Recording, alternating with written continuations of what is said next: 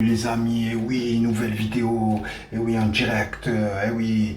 Donc, Cristiano Ronaldo, apparemment, ah, putain, je suis dégoûté, les gars, je suis dégoûté, j'ai la rage, hein, putain, je suis dégoûté, ça aurait pu être un coup commercial incroyable, ça aurait pu ramener, comment dire, tous les médias mondiaux sur l'Olympique de Marseille, les phares, et oui, l'orientation du monde sur l'Olympique de Marseille, sur la Canebière, et oui, sur la Corniche.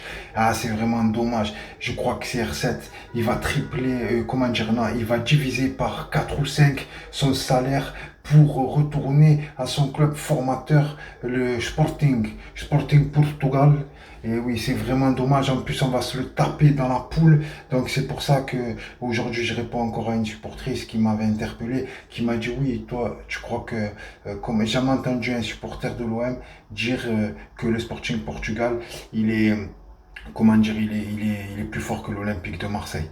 En fait, ce que je veux dire, c'est qu'au niveau de l'expérience depuis ces dernières années, le Sporting Portugal, je veux dire, c'est quand même un club à la hauteur qui joue souvent Porto et Benfica. Je trouve que c'est d'une autre intensité, c'est des équipes offensives et je pense qu'on risque d'avoir du mal, surtout avec les petites carences défensives qu'on a, avec Balerdi, bon, qui devrait partir à Bologne. Et on a pu le voir dans le match contre Nantes. Imaginez, ce match, il aurait pu nous échapper. Imaginez que ça soit Benfica au Sporting, au stade Vélodrome, hein, le stade plein, avec une ambiance de folie, de feu. Eh ben franchement, je suis sûr on aurait perdu ce match. Et le Sporting, ce que je veux dire, c'est qu'au niveau, comment dire, après un match de foot, ça reste un match de foot. Si on veut gagner, on peut. Quand on veut, on peut. Tout est possible, ça c'est sûr.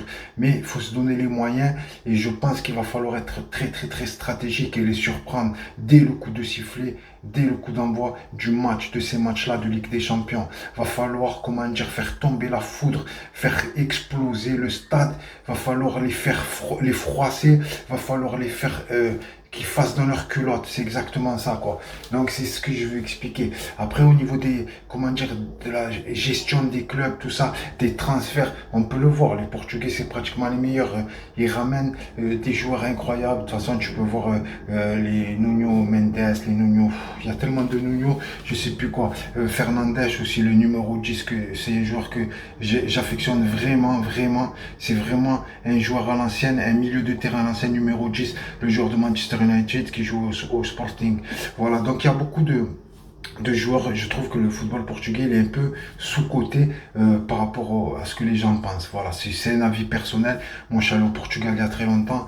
Je regardais, c'était encore l'époque de l'Escudos, il y a on va dire ça doit faire peut-être facilement 32 ans que je suis allé au Portugal, 33 ans, et je regardais justement sur les chaînes le Sporting, je regardais Porto, je regardais beaucoup les chaînes de football et tout, j'ai joué au football là-bas et tout, donc bon, voilà quoi, enfin, c'est une expérience, donc c'est peut-être pour ça. Je veux pas dire que je suis, comment dire, Georges Mendes, ou tu vois ce que je veux dire, ou Eusebio, mais en tout cas, voilà, ce que je veux expliquer, c'est que je suis allé à Lisbonne et tout, et bon, je vous dis, j'ai une petite connaissance sans être vaniteux, sans orgueil, sans arrogance du football portugais. Donc voilà. Là, je veux revenir sur Cristiano Ronaldo, justement, puisqu'on parle du Portugal. Apparemment, ouais, il devrait retourner au Sporting Portugal. C'est vraiment dommage, il faudrait le harceler, sérieux. Il faudrait faire monter un peu les enchères, le faire venir, putain. Ça, c'est un coup, tu en as des joueurs comme ça, tu en as pas des millions, hein. Même il a un certain âge et tout, tu vois, il est vieux. C'est un coup de poker, c'est un truc de fou qu'il faut absolument faire. Regardez Beckham, Paris Saint-Germain, pour prendre Paris Saint-Germain, on va pas à chaque fois. Ouais, c'est ça, c'est juste un exemple. Sur ça, ils ont super bien fait les choses. Je trouve qu'au niveau de la gestion du merchandising, du coaching commercial, tout ça, ils sont assez débrouillards. Ils ont fait des coups comme Beckham. Tu vois, Beckham, il a rien fait à Paris au niveau footballistiquement. Mais ça a fait un boom. Il a été connu. Paris Saint-Germain, c'est connu maintenant, il faut dire la vérité. Et voilà quoi. Aux États-Unis, tout ça. Donc, c'est dommage. C'est vraiment dommage. Donc, CR7, normalement, putain. Sauf bombe de dernière minute. Et CR7, je suis dégoûté, je suis déçu, putain, j'ai la haine. Ah putain, franchement, voilà. Ah, et l'autre qui m'a insulté aussi. Kounia Mama, patate Mama. Voilà, c'est pour toi ça. Voilà. Donc voilà, et voilà, CR7, ouais, putain, vraiment dommage, CR7, putain, il nous échappe, je crois. Donc les amis, n'hésitez pas à liker, à vous abonner. Et oui, c'est la puissance, et oui, c'est là, c'est le virage sud, et oui, virage nord, on est là, virage sud, on est là, et oui. Alors, dédicace aux fanatics, parce qu'en ce moment, c'est eux qui mettent le feu, le fuego. Donc voilà, merci les amis, n'hésitez pas à vous abonner, et oui, à liker, c'est gratuit, ça fait plaisir à la famille. Merci la famille, merci la famille, merci les amis.